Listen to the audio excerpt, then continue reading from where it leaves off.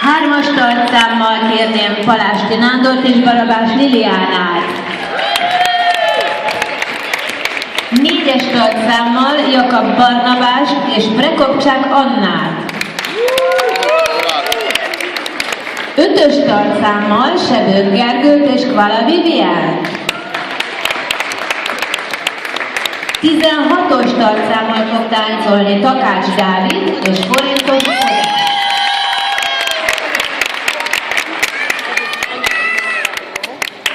159-essel táncol Endrédi Tamás és Berend Lotta.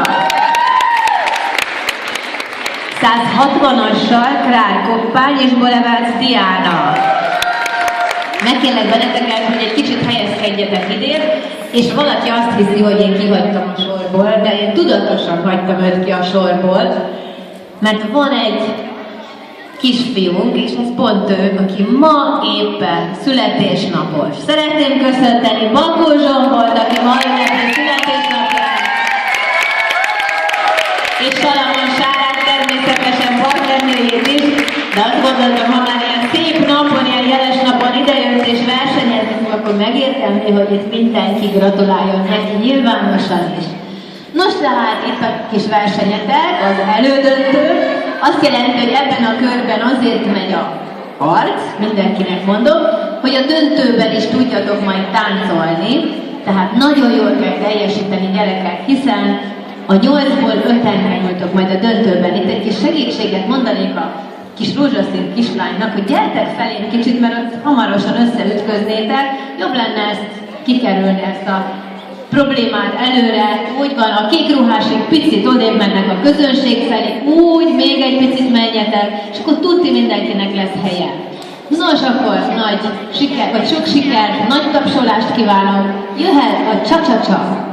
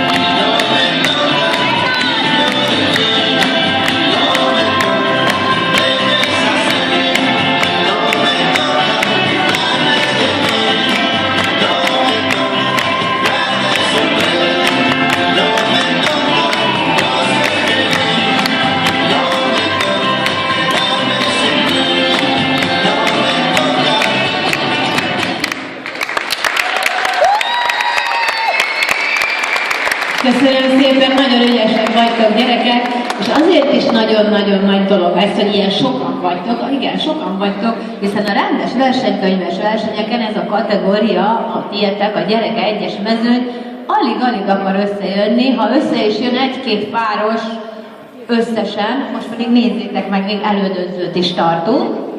Úgyhogy nagyon köszönöm, és nagyon örülök, és remélem majd fogtok sokáig táncolni. Következzék az elődöntőtök második tánca, a rumba.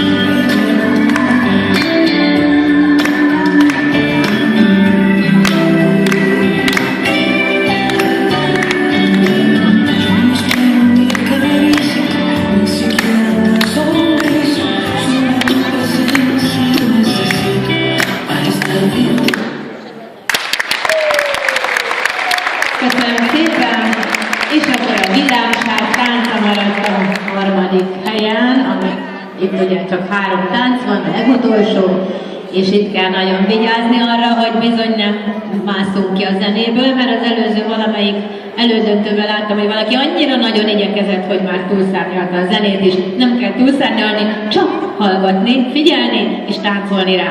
Hajrá, akkor még egyszer a Jive-ban!